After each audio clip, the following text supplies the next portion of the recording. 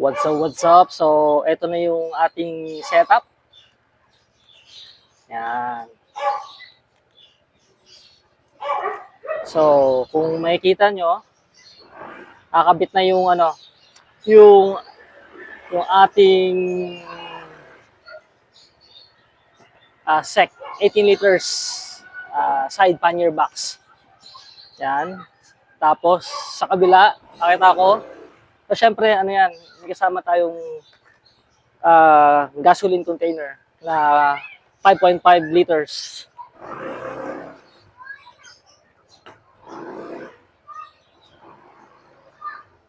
Yan. So, sa kabilang side, syempre 18 liters sec, military mating natin. So, nalagay pa rin natin, parehas. Parehas pa rin natin na ilagay yan. Yan. So, at saka 45 liters na Nura top box. So, yan ang setup. So, ito yung itsura ngayon. May addition tayong spoiler, air scoop, and fin. Yan. Parang Wolverine. So, meron tayong separate YouTube dyan. Tutorial.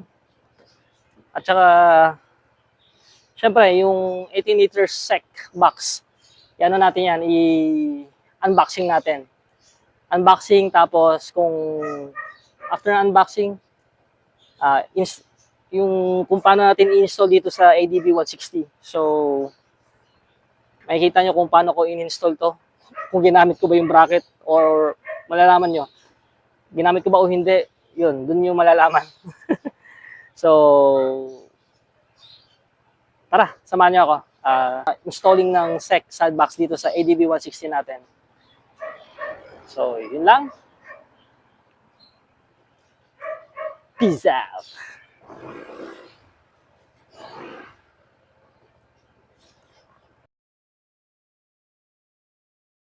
So, what's up? Yeah. So, ako yung nagbabalik. So, i-install na natin to ngayon kay Atake sa ADB 160 natin. So, ito lang gagamitin natin. Ito, hindi na natin gagamitin to. Yung pinaka-bracket niya. Ito lang yung plate at saka yung mga nuts and bolts. So, ito lang. Saka ito, syempre. So, tara, samahan niyo ako. Pakita ko kung paano natin i-install dito sa red Moto Shield top box bracket and side pannier natin. So, meron kasing side pannier to eh. So, kaya hindi natin kailangan yung bracket na to. Itong plate lang, install lang natin to, idikit lang natin doon, salpak lang natin. I-bolt lang natin, bolt and nuts lang natin doon. Tapos tsaka natin ikabit to. So, tara, napitan natin. Kumbaga, tanggalin muna natin yung mga nakadikit doon. Tara, silipin natin. So, shoutout ADB 160 Nation. Shoutout. Uy, para clothing. So, ito nga yung nakasetup natin. So, tanggalin muna natin to. Ito, medyo madugo rin. Medyo hirap tanggalin to eh. Kasi, ako rin nagkabit nito kaya alam ko. Ayan, oh. Masikip kasi yan. Ayan, oh. Masikip. So, medyo mahirap tanggalin yan, yun, oh. Medyo masikip yan eh. Doon sa kabila. Masikip yan. So, baklasin ko muna to. Baklasin muna natin yan. Alright. Medyo natagalan tayo tanggalin to. Ang dami rin kasing ang dami rin bolts na tinanggal natin. So, eto. Customize to eh. Customize ko to. Pangalan ng anak ko, customize. So, pwede naman natatanggal yan. Meron pa ako isang spare na parang pa-X. Yung bagong design, yung time na yun, yung Red Moto Shield. So, kumuha rin tayo nun. So, pwede natin palitan yan. Depende pa. So, tanggalin din natin to. So, yun, nakita nyo. So, ito naman ng yung 5 liters na side pannier box. Ito. Sealant, tester, tali, tsaka ito, patch. So, dito tayo kay Ronald Muffler. Yan. So, iglesia to. Dito sa Marikina, iglesia yan. Iglesia. Yan. Ito, iglesia. Ito yung labas. Yan. Para at least may kakapitan ka dun. Taas mo konti. Yan. Yan, tas slant yan. Yan. Yan. Ayan. At least may kakapitan ka dun sa dulo. Kaya sabi ko slant kasi aerodynamic yung hinahabol natin yan. Hindi siya pwedeng hindi siya pwedeng rekta. Hindi siya pwedeng i-rekta na yung box natin naka-straight dito. Kasi dragging yan kapag ang mangyayari diyan dragging sa motor kapag yung box natin nakadiretso lang. Dapat medyo nakaslant na ganyan, no? Aerodynamic nga. Kaya nga may mga spoiler tayong ganito para yung hangin tumatagos lang, tsaka yung kapit ng motor sa ground mas kapit na kapit siya. Gawa ng mga winglet at saka spoiler na yan. Hindi lang naman decoration yan May purpose yan. So yan. So yan, bale pinaspatan na natin. Ilang spot, ipapa-full weld ko yan. Talagang solid talaga dapat yung pagka-welding diyan. Kita natin nakaslant siya. Hindi naman slant na slant, at least nakaslant siya kahit paano. Okay na yan, Kasi kailangan yung may kakapitan din yung plate natin. Kailangan may kakapitan din dun sa sa bracket ng mismong side pannier box natin. Yun. Ispatan muna para after ispatan, tsaka i-full weld. So, yan. Kapag nag-install kayo dapat, siguro din nyo yung butas na to. At ditong part na to. Kasi dyan yung lock nung sa box natin So, itong bracket na to, may silver rin yan. Diyan natin i-connect yung metal na lalagay natin para ma-welding, madugtong natin sa plate at saka sa bracket. So, ganun din sa kabila. Para solid, di ba? Safety first yan, di ba? Tsaka niya i-full weld mamaya. So, yung mga nandito kasi na nakalagay ko, yung pangalan ng anak ko, tsaka yung bago kong bili na X, pakita ko sa inyo mamaya. Wala siyang kakapitan kahit ikabit ko yun. Wala siyang kakapitan Kaya no choice ako, hindi pa weld na lang. Ayan. So, kinikis-kis muna para madikitan ng ma-welding. Kailangan kaskasin muna. Ayun.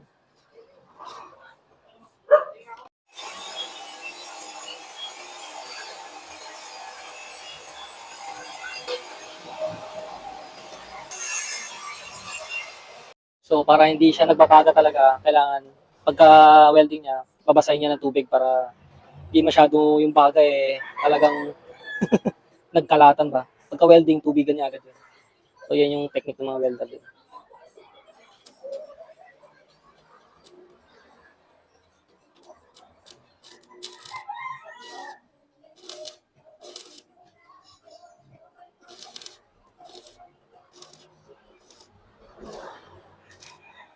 Grabe yung bago. Kakasugat din sa mga leather o lubigan. So, ito na. Full width na natin. Bali lang. 3 sa taas, 3 sa baba. Yan So, tingin malalaglag pa yung 18 liters dyan na may laman. Hindi na siguro. Solid na yan. Daan na lang tayo. Bili tayo ng matte black. Ipinturahan natin yan. After i-welding yan, syempre inahasa mo na yan. Kikinisin natin. Pinapakinis muna para kung pininturahan ko, smooth na smooth pa rin tingnan yan. Parang walang nangyari lang, di ba? Kinis-kinis. Kaya ang gaspong yun. Parang kulugo. So, tingnan natin yung after makinis. Yan Yan. Hindi napansin niya kapag napinturahan ko mamaya.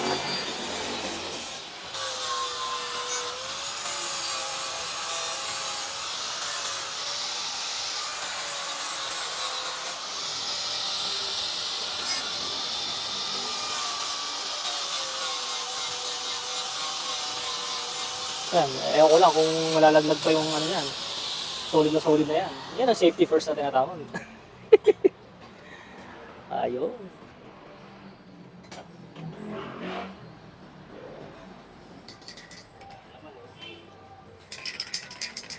Yun. Diretso pintura na yan, Yun. Wala nang laman.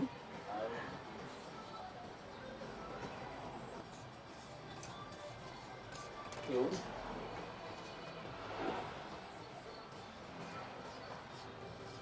bago na. Oh.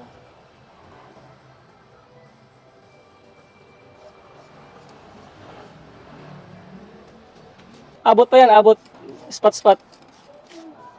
Yun lang naman yung mga nasa wineldingan at saka grinder eh. Yun lang naman eh. O, diba? O, diba? O, diretso salpak na pala natin ito mamaya.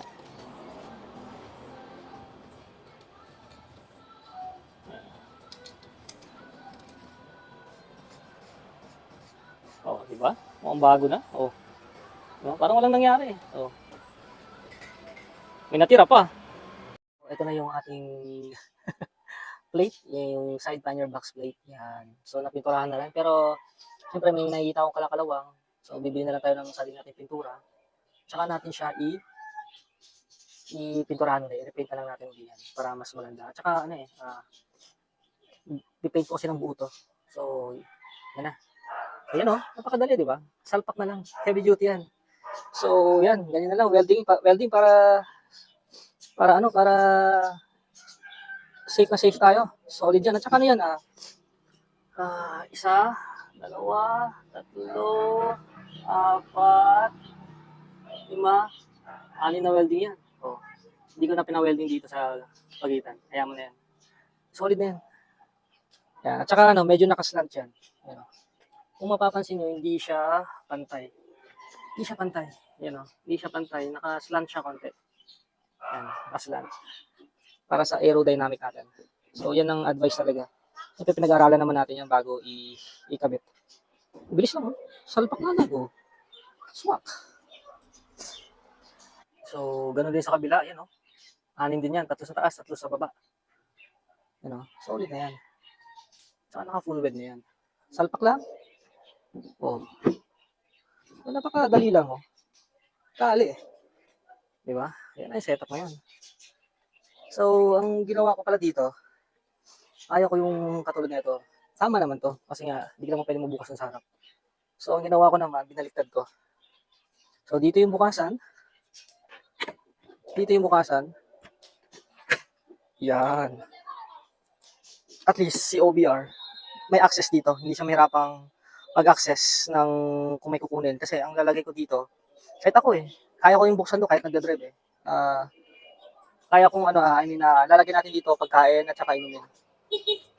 So, ang lalagyan natin dito, pagkain, inumin. Gamot. Gamot din yun.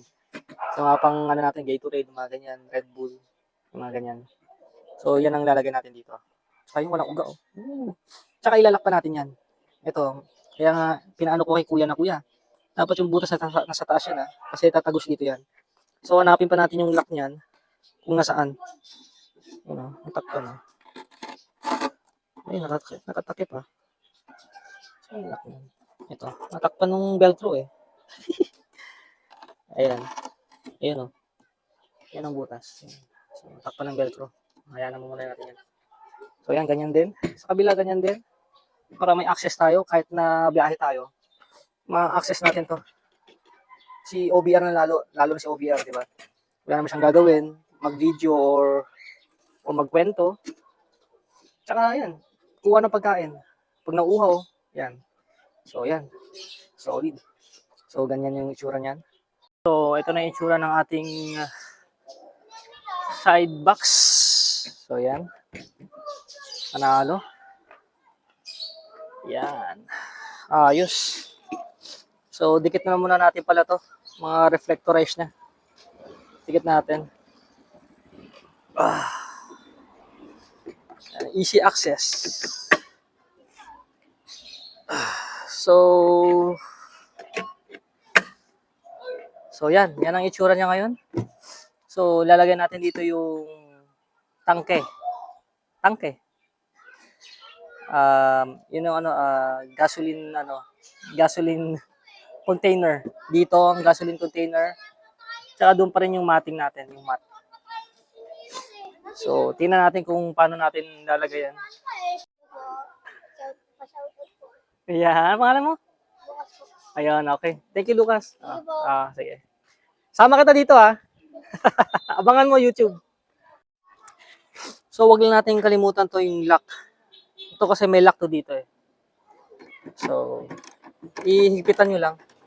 Kasi kapag hindi nyo ano to, pag hindi nyo nilock to, pag nalubak kayo, itong box na to, aangat yan. Ito yung pinakalock niya, tsaka yung safety niya para hindi rin na manakaw. Ayan. Para secure din yung box natin. So, ito yung pinaka-lock para hindi tumalbog. Kasi kapag nalubak kayo ng medyo malalim-lalim, sigurado itong box nyo kapag walang lock to, kasi may butas naman dito, pinakita ko naman. Kapag hindi yung nilock to, yung, yung impact niyan, pataas, laglag tong box nyo. So, kailangan i-lock natin. Oh, hi do. Oh, sabi mo pangalan mo. Sabi mo, may YouTube ka? Sa TikTok na lang. Ah, TikTok na lang. Sige, sabi mo. Pangalan ko pa ay Carlos Place. Ako, nakalimutan pa. Patay. Oh, Ramos. oh yun, okay. Oh. Joseph Lambino Isaiah. Ayun. Oh, next. Sino na? So, dito nga pala. Yan, yung screw dito, ito yung sinasabi kong lock. Yan. Pinaka-lock. Kailangan huwag yung kalimutan yung lock na yan. Tapos, dinoble knot ko na lang dyan sa likod din. So, yan, napaka-importante yan. Kasi, kapag wala to, aalog-alog to. Kasi kapag wala to, kapag nalubak kayo, aangat yan. Pag nalubak kayo, tanggal yung box na to. Ito yung pinaka-lock niya. Yan. Yan ang pinaka-lock niya. So, dinoble knot ko na lang yan para sigurado. So, yan. Yan ang pinaka-lock niya. Para hindi manakaw yung ating box. Yan. So, ipitan nyo na lang. Double check nyo ito lagi kasi baka lumuwang sa vibration. Lumuwang sa vibration. I-double check nyo na lang lagi kasi medyo mabigat na rin yung load, di ba? Sa bigat ng load, kailangan i-check nyo rin yun. So, yan. Yan. So, naka-double knot naman yan para sigurado. At saka yun nga, oh. So, naka-red moto shield tayo na top box bracket and side pannier bracket. So, buong buo siya. Ayan, buong buo siya. Pakita ko sa inyo, buong buo yan. Ganda yung pagkakabit niyan. Pagka-install. Ayan, buong buo. Hanggang dito sa baba. So, hindi na natin ginamit yung sec bracket. Tsaka welding na yan, welding. Pina-welding ko yung mismong plate, pina-welding ko na dyan. Sa ano na yan, sa bracket ng red moto shield. Tsaka yung kinaganda niyan, yun, no? Buo-buo yung tutungan yan. Tsaka hanggang dito, solid yan. Nakascrew. Yun, no?